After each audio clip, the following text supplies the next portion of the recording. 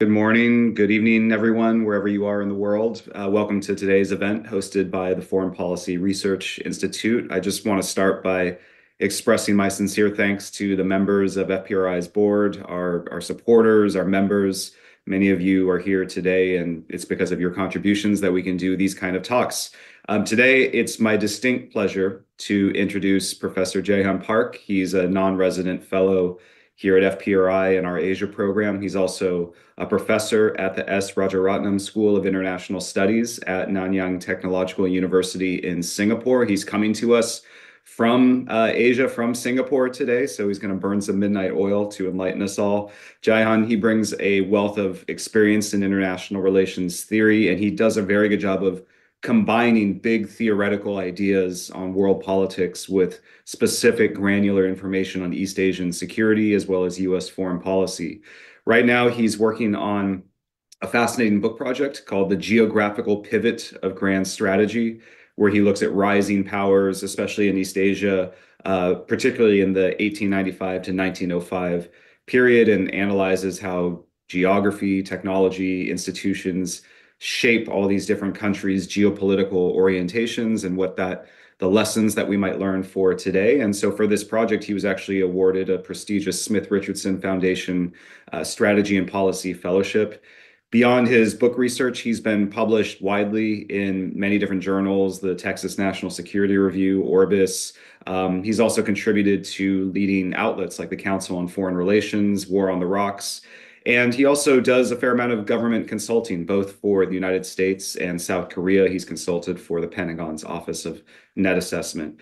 He did his studies at the Center for Grand Strategy at Texas A&M and the Clements Center for National Security, the Notre Dame International Security Center, and he was also a David Rockefeller Fellow with the Trilateral Commission from 2020 to 2023.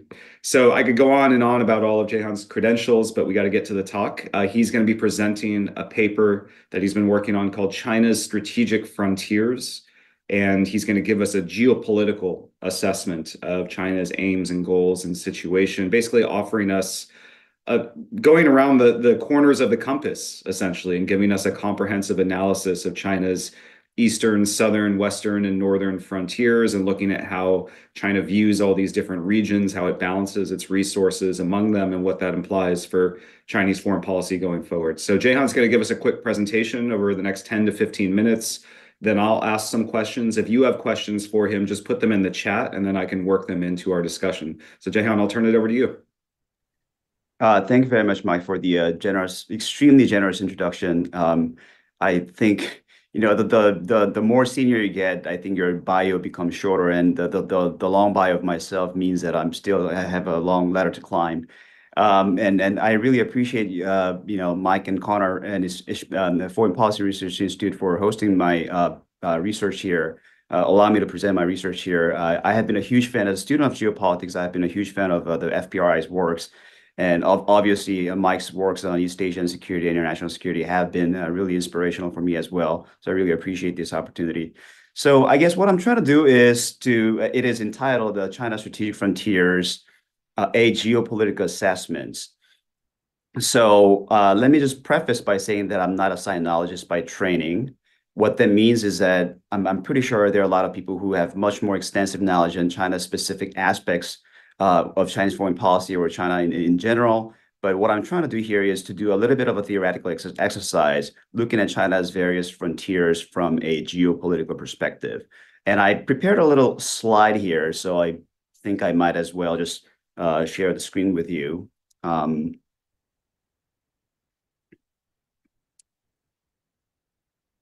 Okay. And right. So from my vantage point, geopolitics is really a theory of foreign policy informing the direction of grand strategy or foreign policy with geographic reference. And what kind of values do theories have? Well, from Social Sciences 101, we know that theories are supposed to have heuristic and predictive values. What do I mean by that? Heuristic value is kind of, giving you some organization or structure of infinite amount of data. So I remember having this conversation in the thick of my dissertation writing with one of my supervisors, who basically told me that, you have too much information.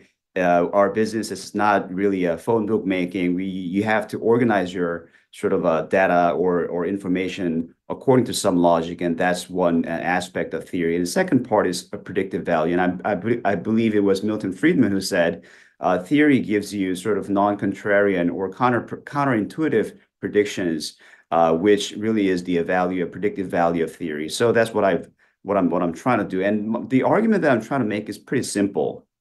It is really, while contemporary debates, both academic and policy debates on China's foreign policy have been centered around whether what China is going to do with Taiwan. China actually has three other frontiers. Taiwan is only one of them. So it's eastern frontier. The other frontiers are northern, western, and southern. And from my vantage point, western and southern frontiers allow for much easier access to the rest of the world, for which China has been investing a lot of money and resources. And these places, especially Myanmar and Pakistan, are politically unstable, for which China might get involved or bogged down much more precisely in these places in the coming years. So I initially had a long sort of a list of things that I wanted to share with the audience, but given the amount of time I have, I'll be brief, and I can go over the slides in the appendix section. The two basic concepts have to be clarified before I move forward. So one is frontier, and the other is geopolitics. So I use the term frontier, not border, because frontier is a much more trans-historical concept than border. So this is a map, I think, created by the French in the 16th century, showing the entire globe. As you can see, maps were not very precise. The borders had not been delineated, but the situation changed over time. This is the map, I think, created around the turn of the century, from the 19th to the 20th century. So a lot of the different things happened in between. So cartographic developments, exploration, the development of state institutions, and so on and so forth. These kind of things made border making or delineated borders of nation states much more clearly. So that is the reason why I used frontier versus border. And also in the Chinese context, a lot of PLA analysts or scholars of Chinese defense strategy make distinction between border defense and frontier defense, the latter of which actually implies the element of domestic stability and maintenance, because China's domestic peripheries, such as Xinjiang and Tibet, are not as stable as one might think. So that's a distinction between frontier and border. And often we focus on, in the usual journalistic accounts, we focus on border disputes or territorial disputes, but in many cases these disputes can be subjugated or deprioritized by the party, one of the party members of the territorial disputes, depending on their political and broader strategic circumstances. And this is kind of a synthesis of various geopolitical models from the last century. And to me, geopolitics is essentially identifying the hottest real estates in world politics. And from the vantage point of foreign policy, it tries to inform or anticipate where states will expand. So, and to do so, you have to have some sort of analytical framework by which you organize information and predict the direction of foreign policy.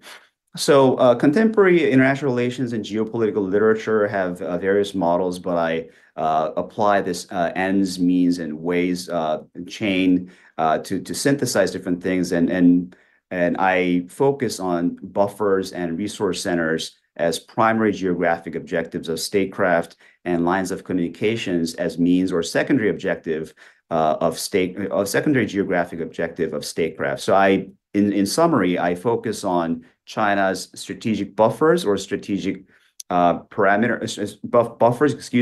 resource centers and lines of communications.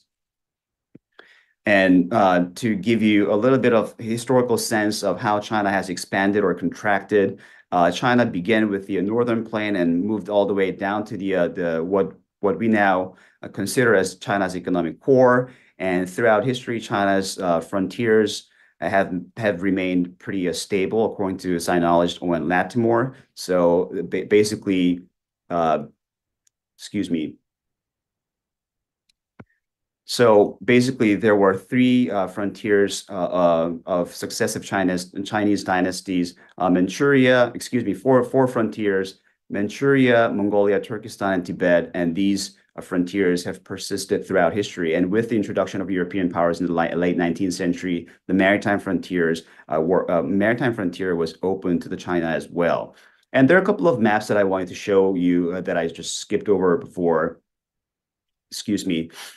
This is a map of Japanese campaign maps of the Second World War. As you can see, Japan basically accessed China from Korea in the beginning, and then sort of gradually moved on from Manchuria. But after the fall of Guangzhou, the large bulk of materials flowed through Indochina, Burma, Xinjiang, and that is sort of Japan accessed through these routes. But if you flip the question, China's expansion route through the high sea would be in reverse order. But Korea, now we have buffer zones in North Korea, and then Taiwan is sort of semi-blocked with the U.S. support, and so there is Indochina and Burma that allow for easier access to the high seas, especially sort of avoiding the Strait of Malacca. Hey, Jaihan, can you try, we see the first slide in your slide deck, but I don't think most people can see the map. So I don't know if there's a way that you can toggle to it. Otherwise, if not, you can just continue. I think, okay, let me just, I don't know why screen sharing is paused. Okay, we'll try to work on it on our end too. Why don't you go ahead? All right, so let's try something else.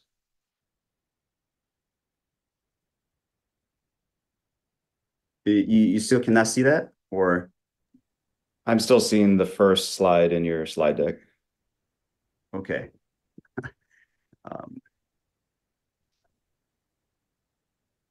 Now you see it, or? Yep, now we're good. All right, so I will go over all the maps before. So this is the map that I was just mentioning, the World War II Japan's campaign maps. And this is the development of Chinese dynasties throughout history that shows that basically the core of the Chinese polity began with the northern plain and moved down all the way to the South China, which is now the economic center of gravity. Okay, so China used to have what we call military regions in the beginning, and the number of military regions declined over time, sort of manifesting that military's intervention in domestic politics has sort of phased out. And now, around 2014 and 2015, China reorganized military regions into theater commands. So now we have 5 theater commands: Central, Northern, Western, Southern, and Eastern theater commands. And with the exception of Central Theater Command that defends the Beijing area, the 4 different theater commands represent, in my view, 4 different strategic frontiers that China has. And each of these frontiers contains different regions, but also contains different powers, some of which can serve as potential competitors to China. So from the vantage point of geopolitics, I've just mentioned that the key things to look for are buffers, resource centers, and lines of communications. So from that vantage point, I just wanted to show you a couple of maps.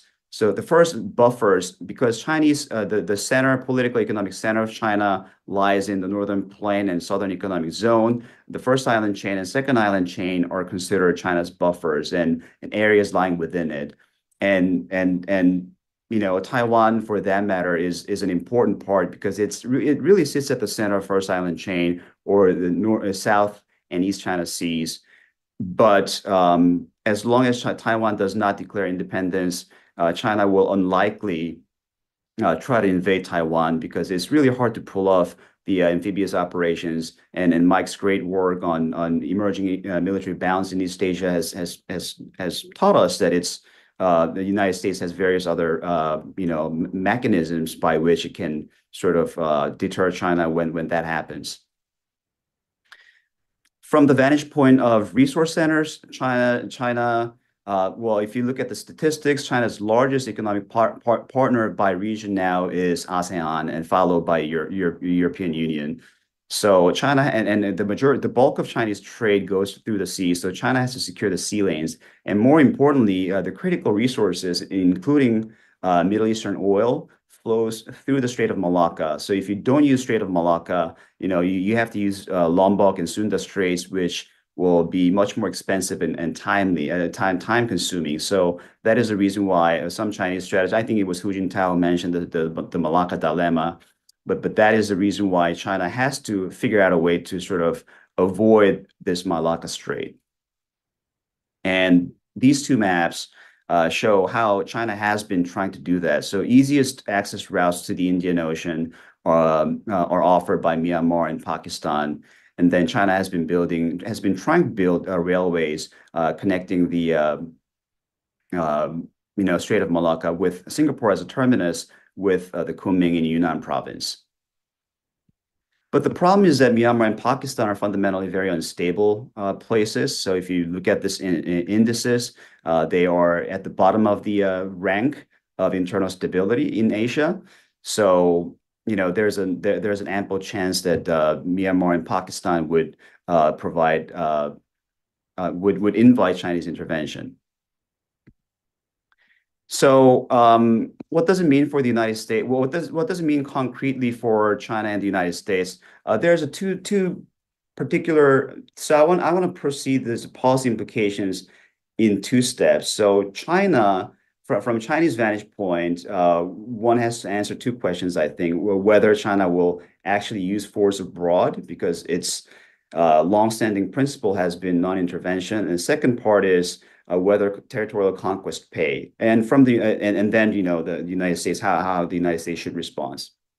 From China's vantage point, I think there has been a series of developments that tell us that the decision will be much more politically determined as opposed to legally determined. So, China had created this anti-counterterrorism law in 2015, and it started building the base in Djibouti and so on and so forth. So a lot of PLA experts or other Chinese experts have been saying that it's going to be more a matter of timing when China will actually use force abroad. And it actually has been patrolling in, I think, Wakhan Corridor and deployed PAP, the People's Armed Police in Tajikistan.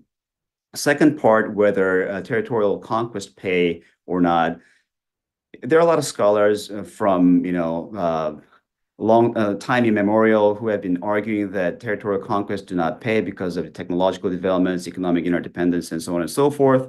But I think states respond to it in very creative ways. So some people say that fait accompli strategy has been replacing the traditional conquest, and others say that states have numerous different ways to mobilize and coerce conquered lands to make it pay off. And if you look at the recent developments in world politics, from the Russia's invasion of Ukraine all the way to the Israel's war in the Middle East, I think states have still, territorial expansion and conquest are really important strategy that states still employ.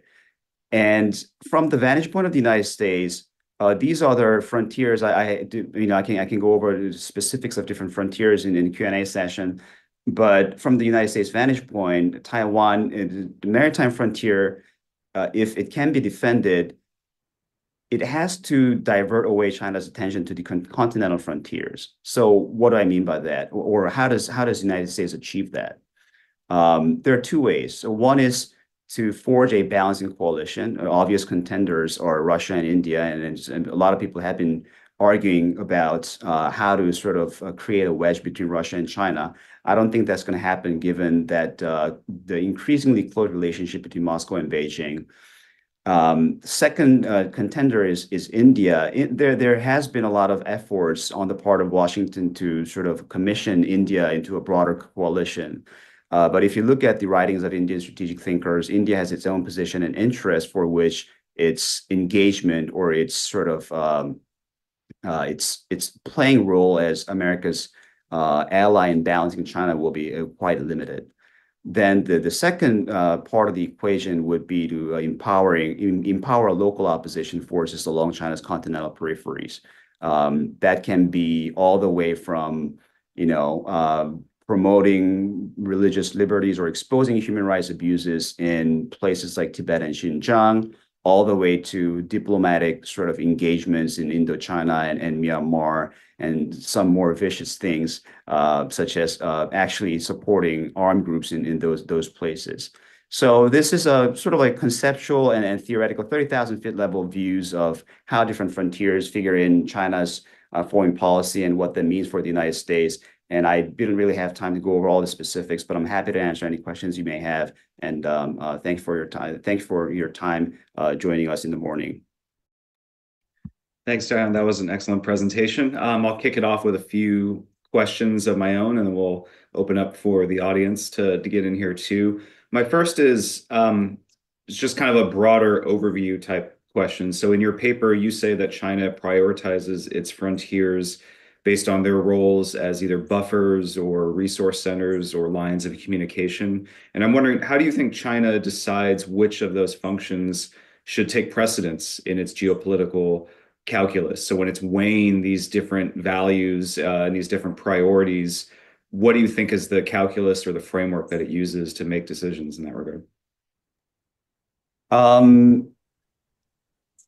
So for a long time, I think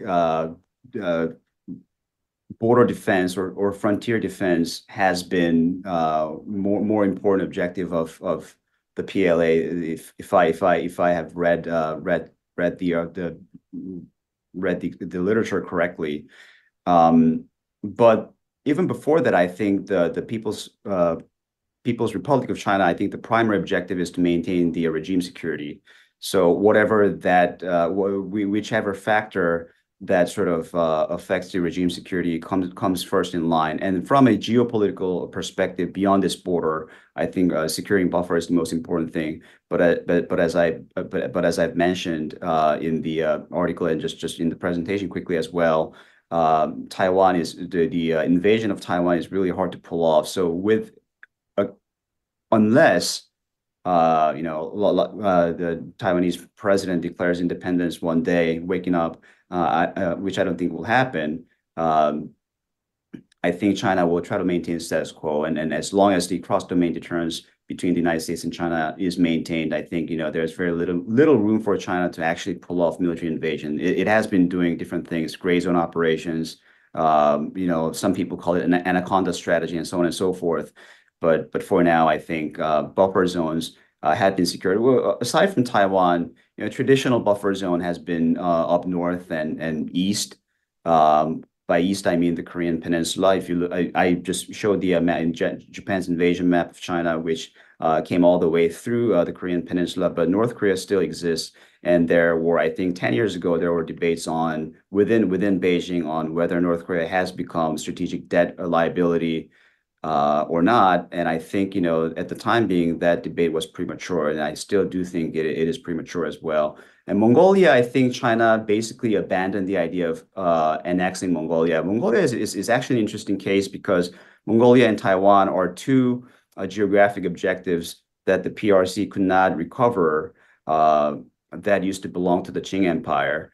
And now, because Mongolia has become very pliant and it is economically so dependent upon China, it can basically serve as a buffer even without actually occupying it. So these places are pretty stable. And if you look at the Western frontier, that is the reason why Pakistan and Kazakhstan and these Central Asian and Western Asian countries are important.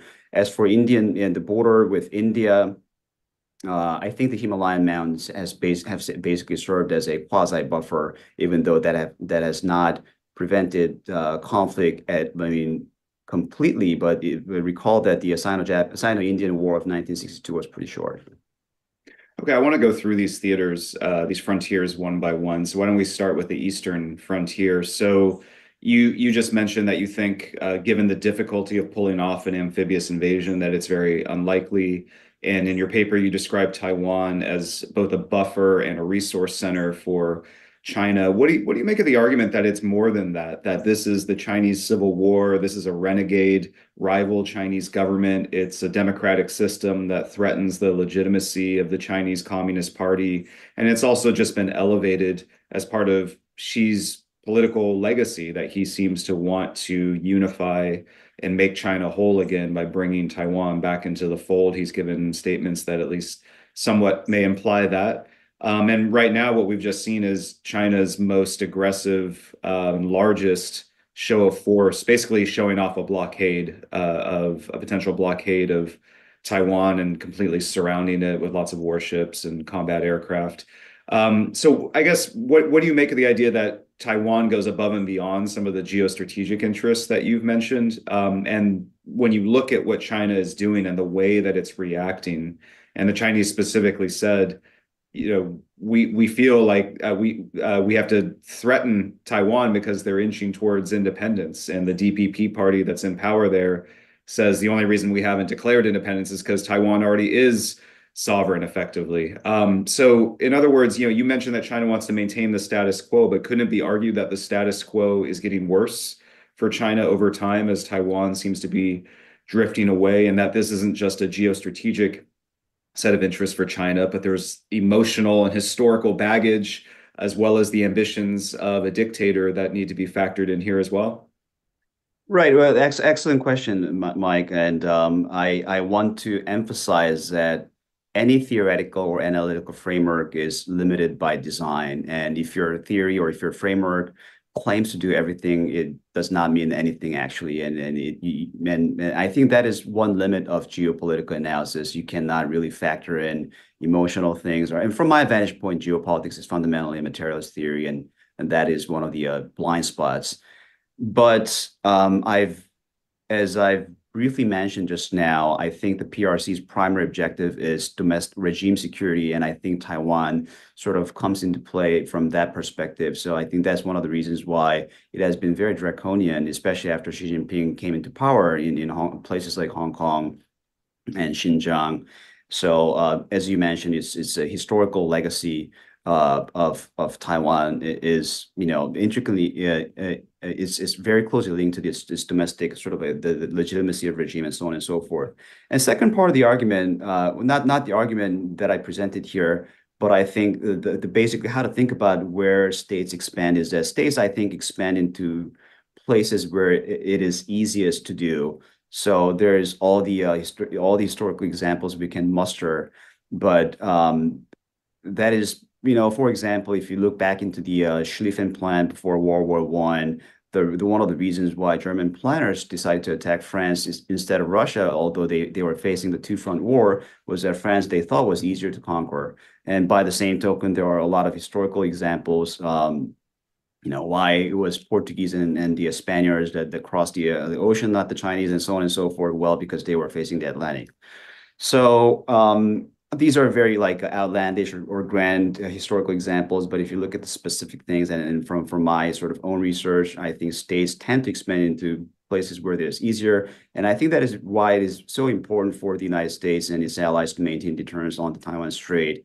Because if Chinese think that the balance of power in the Strait has shifted in its favor, I think there's a good chance that it would resort to something that is pretty risky. There was good research. There's a good chapter by Joshua Rovner about the cross-strait deterrence, where he argues basically that when the two sides think that the balance is changing in one side's favor, there's a chance that continental power can cross into the maritime domain and vice versa. So I think that is one of the reasons why I think it's important.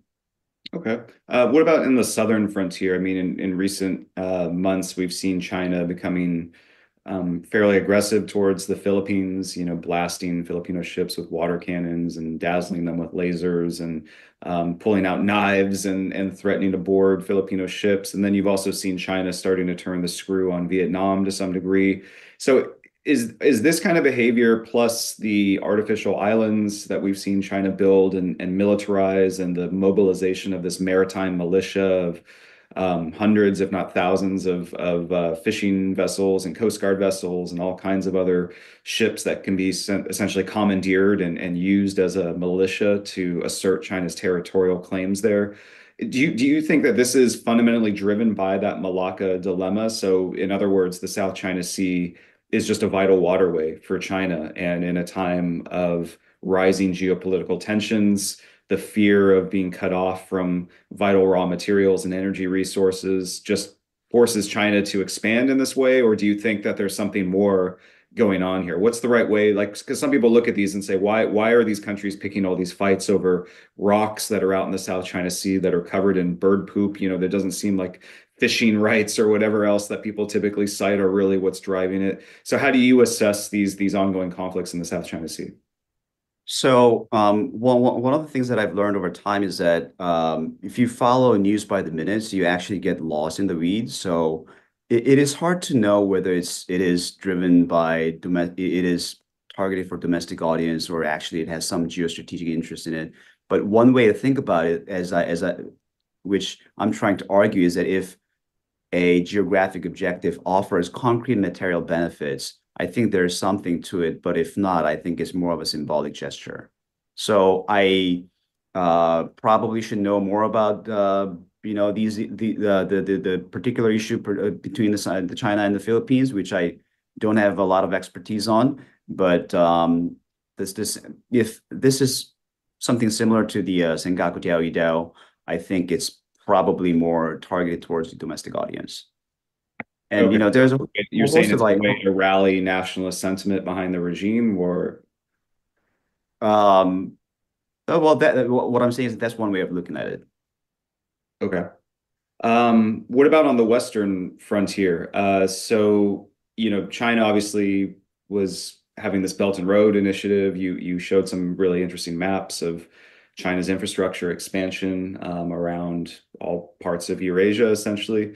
But what we've seen in recent years is a lot of China's Belt and Road partners, especially across Central Asia, continental Southeast Asia, and then obviously going into Sub-Saharan Africa, are suffering from debt distress. They took out these massive Chinese loans, and now, as a share of their GDP, it's basically equivalent to what a lot of countries took out in the 1980s during that third world debt crisis. And now they can't pay them back. And China seems pretty loath to offer debt relief because then the regime would have to explain to the Chinese people why they sank hundreds of billions of dollars into Kazakhstan or Laos or whatever, rather than investing it at home. And China is not offering debt relief and typically is just at best offering these sort of short-term rollovers and credit swaps, basically offering short-term loans so that these countries can pay the interest on their existing loans. That doesn't seem sustainable. And I'm wondering if you see these percolating economic crises eventually bleeding over and causing geopolitical problems for China, because everyone loved China when it was doling out lots of money, but now that China has become the largest debt collector in the world, presumably that changes how a lot of these countries on the Western frontier view China. So what's your assessment of sort of the future of China's ability to stabilize its Western frontier at a time that it looks like there's going to be a fair amount of debt distress and economic crisis in many of these countries? Right. So I'll give you an interesting example, actually. So once the Cold War ended, a lot of stunned countries in Central Asia negotiated their borders with China, and there was one study that argued that. So I think the prevailing notion or prevailing sort of scholarly consensus was that China actually made a lot of concessions to these countries. But if you look at the specifics, these countries, the smaller ones, actually ceded more territories to China as a percentage to their total land mass. So I understand that some scholars, experts argue that debt trap diplomacy is not really empirically grounded, but I think you're right. There are some elements, even if it is not by design. I think there are some elements that these things could work in Beijing's favor. But I spoke with somebody pretty recently who said these domestic economic issues, it's going to take some time for those economic issues to transpire into China's foreign policy. It's going to take some time. There's a time lag between the two sort of separate issues. So I do not know much about the Chinese domestic economy and how that sort of transpires into foreign policy. So I will just say that for now, I think it's going to take some time. I want to work in a question from one of the audience members. Matthew Kennedy asks, how do you view China's competition with Japan over various infrastructure projects and investments in Southeast Asia and Sub-Saharan Africa? In other words, is there, beyond just China's own unilateral objectives in making these kind of investments across the western and southwestern frontier, let's say, is there a geopolitical competition or a geoeconomic competition element where China is sort of looking over its shoulder and looking at what Japan is trying to do and Japan's long-standing investment links to Southeast Asia, and so it's this competitive element also plays a role here? No, I think that is absolutely right. So if you look at Japan's investments in those places earlier in the Cold War, they were trying to do it primarily for business reasons, but also for trying to get if I remember correctly, try to get a vote and become a permanent National Security Council member, and ODA and FDI were part of that diplomatic strategy, but that was dormant. I'm pretty sure the private sector has been working on it for some time, but that was not very prominent. Those kind of things were not very prominently figured in Japanese foreign policy. And then I remember at some point in late 2000s or early 2010s, some Japanese scholars were basically arguing that Japan is a middle power. Now, I think Prime Minister Abe came up with this initiative and has been expanding. And if you go to different places or sessions in DC, there are a lot of talks about Japan Southeast Asia cooperation, especially on the economic front. So yes, I do think that it's part of the geoeconomic initiative utilizing Japan's really pre-existing investments and economic ties with the region. Okay, why don't we move north? So there's been obviously a lot of talk of China-Russia alliance, some people are calling it, or some people feature it as part of this broader axis that involves other autocratic powers like North Korea, Iran. I'm wondering, in your assessment, you note that this northern frontier has just become less of a security concern, and it certainly seems like China and Russia have this partnership. How sustainable do you think that partnership is? Because on the one hand, there's obviously these conflicts with Western powers in both Europe and Asia that seem to drive Russia and China together. On the other hand, their spheres of influence overlap, you could argue, both in the north, but also in the area we just talked about on the western frontier. And Russia, as a very proud nation, doesn't seem like it's particularly interested in becoming just a vassal of Beijing. And so is it possible that you'll see this partnership have a rockier future, or do you just think that the geopolitical imperative of contesting Western dominance is going to bring these two powers together for the long haul regardless?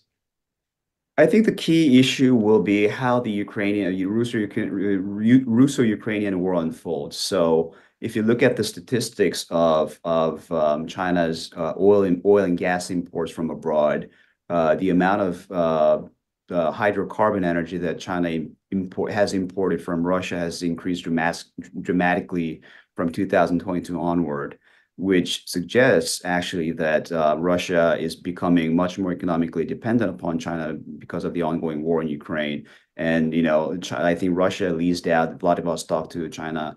And by the way, Vladivostok, I don't read Russian, but I think it actually means the ruler of the East. So As you said, Russia is a very proud nation, but as long as the war is going on and as long as these sanctions are in place, I don't think it has choice. But once that war has ended in some ways, I think Russians will not be very happy with their junior partner position vis-a-vis China. And before the war happened, and this is a little bit dated data, but I was looking at the Sino-Russian energy relations for some time. And what is interesting was that China had money and Russians had gas.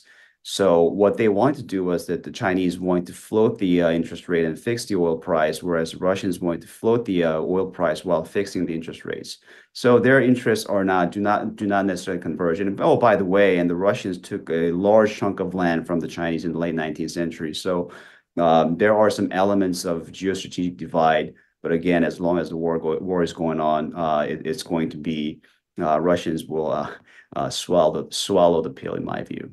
Do you think China might, because it feels like it's now the senior partner, and as you mentioned, Russia took a huge, I believe, is still in possession of the most land that was taken from China during that century of humiliation, and so that's got to be an issue, I imagine.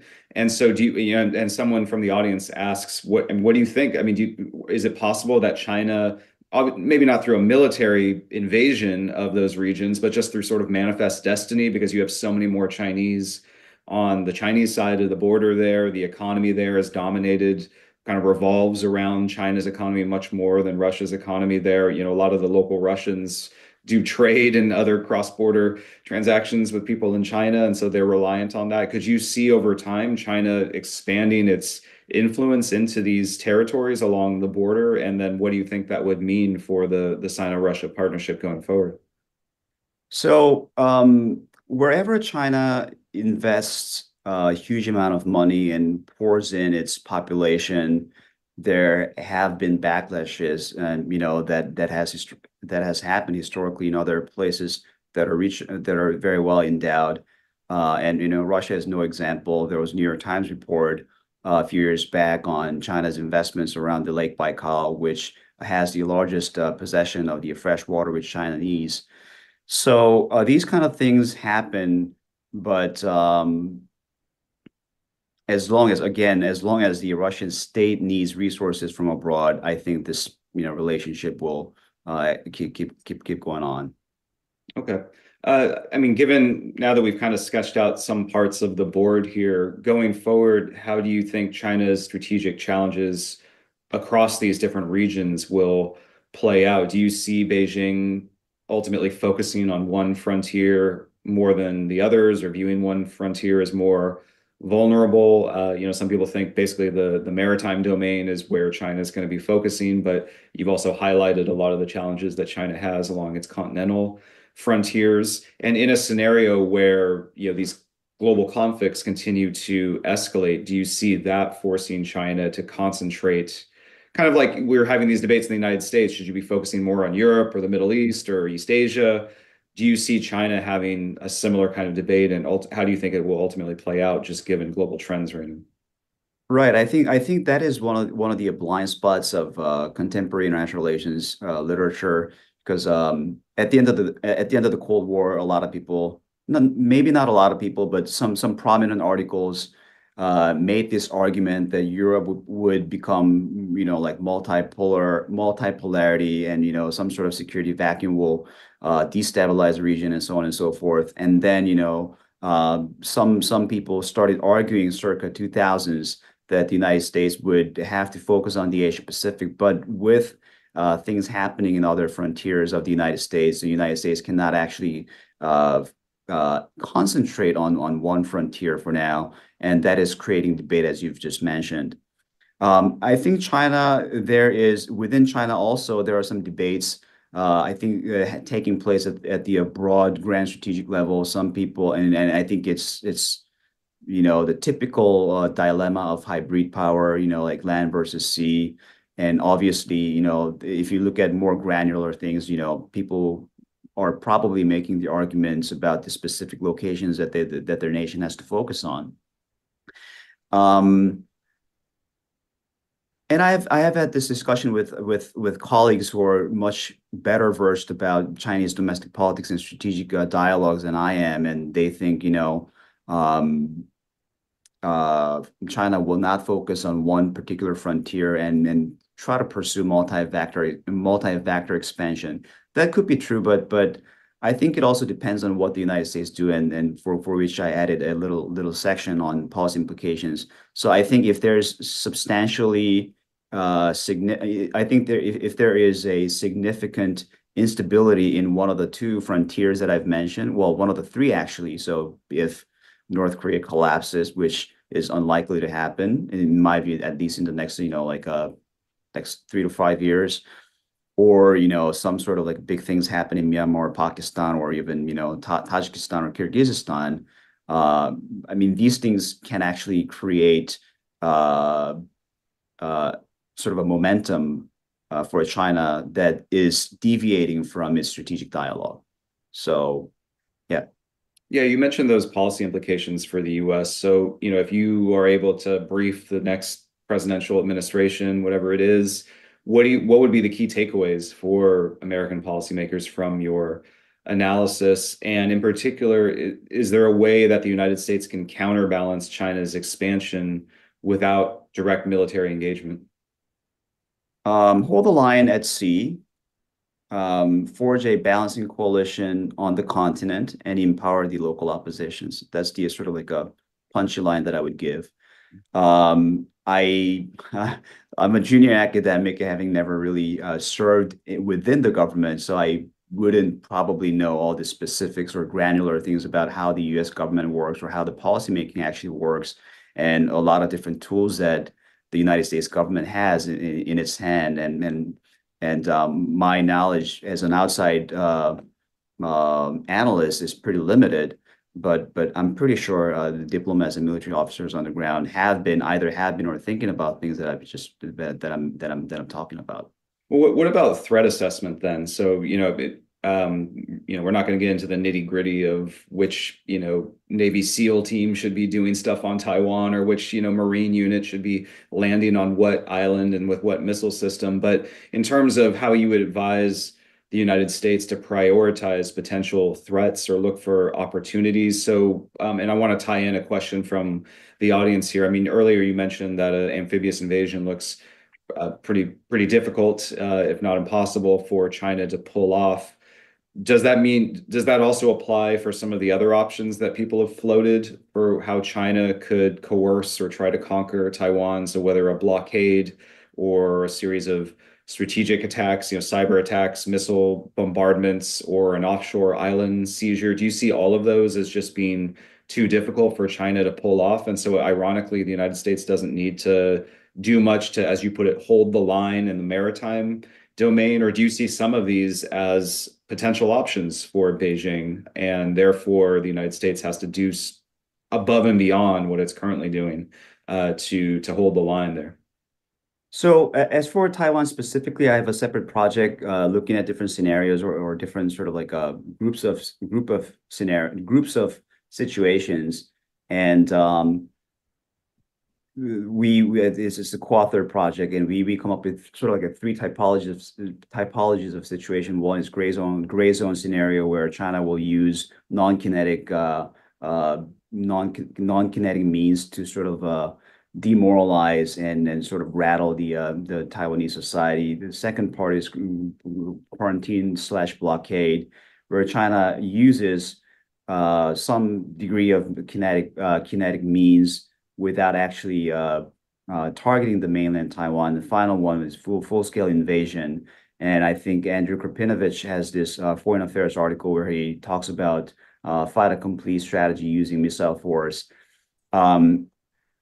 I think the Taiwanese holding the line. I think a lot of things, I mean, in large part depends on two things: the Taiwanese will to resist and the U.S. support. So if either one of the two is not met, I think, there's a possibility that China can pull it off. And during World War II, I think there are two different Mediterranean campaigns. One was Crete and the other was Malta. Crete was, I think, conquered by the Germans, but Malta, the Royal Navy held it off. multiple different things. The Italian Navy had the proximity, but the Royal Navy was much more skilled and so on and so forth.